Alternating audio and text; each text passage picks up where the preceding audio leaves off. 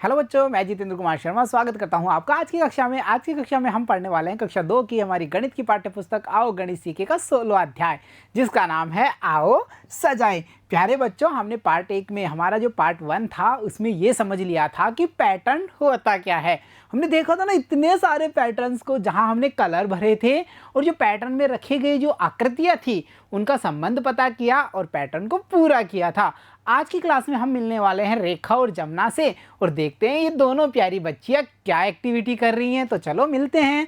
देखो, रेखा और जमुना भिन्न जो आकृतियों हैं उनको देख रही हैं और आप यहाँ देख पा रहे हैं दोनों बच्चियों को। वो इतने सारी जो आकृतियां हैं अलग अलग, देखो जैसे यहाँ हम देख रहे हैं 4 लाइन वाली चौकोर आकृति है, गोल आकृति है, यहाँ पे हम देख पा रहे हैं त्रिकोणीय आकृति है, 5 लाइन वाली आकृति भी है ना। इतनी सारी अलग अलग आकार की आकृतियों को वो दोनों देख रही हैं और बातें कर रही हैं। क्या बातें कर रही हैं? देखो, रेखा कहती है मैं इन्हें जमाती हूँ, तभी जमुना क्या कह रही है, एक निश्चित क्रम में जमा कर दिखाओ। भाई इतनी सारी हैं, तुम कैसे भी जमा दोगी, बट तुम्हें क्या करना है, इन्हें एक निश्चित क्रम में जमाना है। भाई चलो शुरू हो जाओ। तो चलो हम भी देखते हैं क्या वो सही से जमा पाई या नहीं जमा पाई। तो देखिए हमारी एक्टिविटी है, रेखा और जमुना ने इस प्रकार जमाया, आप इन्हें रंग भरकर पैटर्न बनाइए और आगे बढ़िए। चलिए देखते हैं हम। ये रहा, पहली बार उन्होंने क्या किया, जो गोलाकार आकृतियां हैं उन्हें अलग किया और यहाँ हम देख पा रहे हैं सारी आकृतियां कैसी हैं, गोलाकार हैं। तो बन गया ना क्रम कि भाई इस पैटर्न में हमने यूज किया है गोलाकार आकृतियां जिनका कलर कौन सा है, येलो कलर। और हम देख पा रहे हैं यही तो हमारा पैटर्न है, क्योंकि हम समझ चुके हैं पैटर्न वो तरीका होता है जिसमें हम क्या करते हैं, जो एक ही जैसी आकृतियां होती हैं जिनमें आपस में कोई ना कोई संबंध होता है उन्हें हम एक क्रम में जमाते हैं, जैसा कि यहाँ रेखा और जमुना ने जमाया है। तो चलो देखते हैं अगली आकृति।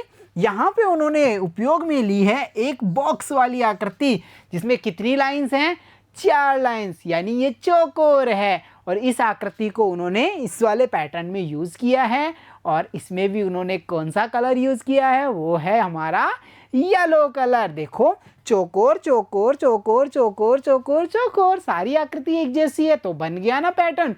क्या संबंध हुआ कि भाई इस पैटर्न में जितनी भी आकृतियां ली गई हैं सारी चौकोर हैं, सभी का कलर कैसा है, येलो है। तो चलिए नेक्स्ट पैटर्न देखते हैं।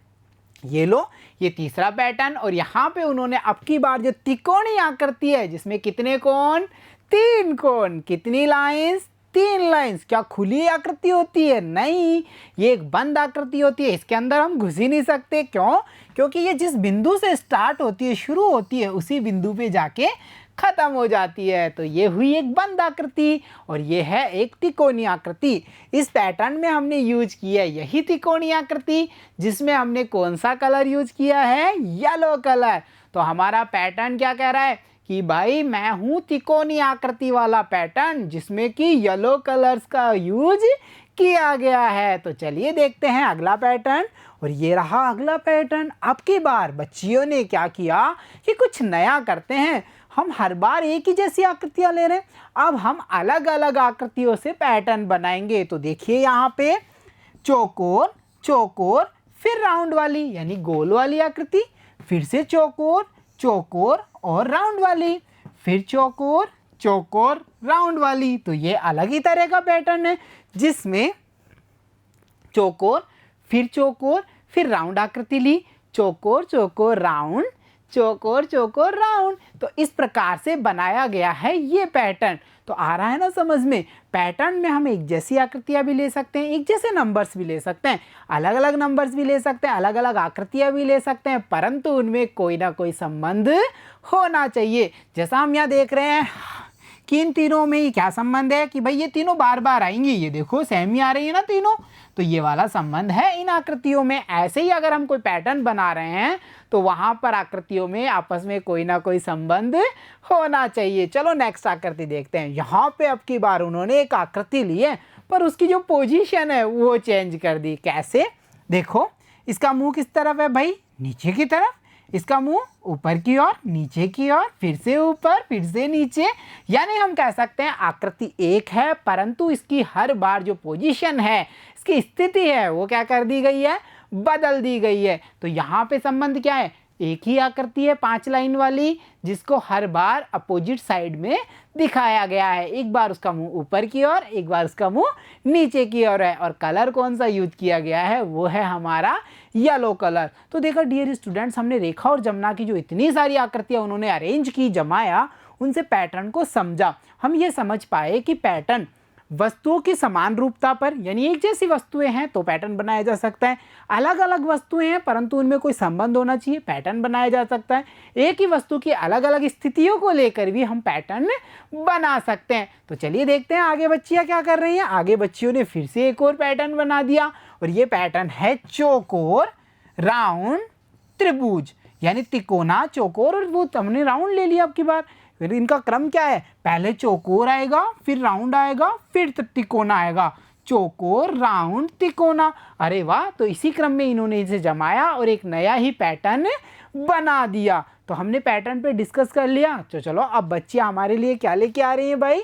अब देखो, रेखा और जमुना ने अपने घरों की सजावट की और उन्होंने दरवाजे को इस प्रकार सजाया। अब वो क्या कर रही हैं कि इस जो पैटर्न है इसका यूज़ कर रही हैं दरवाजों को सजाने के लिए। जैसा कि हम यहाँ देख पा रहे हैं, देखिए कैसे, जैसे कि आपको डोर दिख रहा है ना, ये इसके ऊपर इन्होंने बंदलवाल लगाई है, ये रही। और इसमें हम क्या देख पा रहे हैं, देखो एक राउंड है, फिर एक पत्ती है। यहाँ हम ये कहें एक फ्लावर है, फूल है, फिर एक पत्ती है। ये फूल, पत्ती, फूल, पत्ती, फूल, पत्ती, फूल, पत्ती। तो समझ रहे हो ना बच्चों, एक क्रम में अरेंज किया गया है, इन्हें एक क्रम में लगाया गया है और इस दरवाजे को सजाया गया है। तो हम गणित का उपयोग कहाँ कर रहे हैं, सजावट में भी कर रहे हैं। तभी तो हमारे पाठ का क्या नाम है, आओ सजाएं। गणित के साथ सजा रहे हैं हम। तो चलिए अगला चित्र देखते हैं। यहाँ देखिए, फिर से हम देख पा रहे हैं एक और दरवाजा जहाँ पैटर्न यूज किया गया है सजाने के लिए। दिख रहा है ना सभी को। चलो यहाँ क्या पैटर्न है, चौकोर, तिकोना, चौकोर, चौकोर, तिकोना, चौकोर, चौकोर, तिकोना, चौकोर, चौकोर। यानी कि हम ये समझ पा रहे हैं 2 बार चौकोर है, फिर एक तिकोना करती है। यानी कि यहाँ पर भी गणितीय जो तथ्य है, पैटर्न है, उसका उपयोग किया गया है। चलो देखते हैं और दरवाजा, ये रहा। इसको भी प्यारी प्यारी बच्चियों ने सजाया है। और यहाँ कौन सा पैटर्न बन रहा है हम देखते हैं। चलो देखो, यहाँ पे इन्होंने एक राउंड जैसी आकृति ली है, फिर से राउंड जैसी। ये देखिए, ये सारी आकृतियाँ कैसी हैं, ये सारी आकृतियाँ राउंड वाली आकृतियाँ हैं। यानी हम ये समझ रहे हैं कि जो पैटर्न है वो एक वस्तु से भी बनाया जा सकता है, अलग अलग वस्तुओं से भी बनाया जा सकता है, अलग अलग वस्तु, एक वस्तु की अलग अलग स्थितियों से भी बनाया जा सकता है।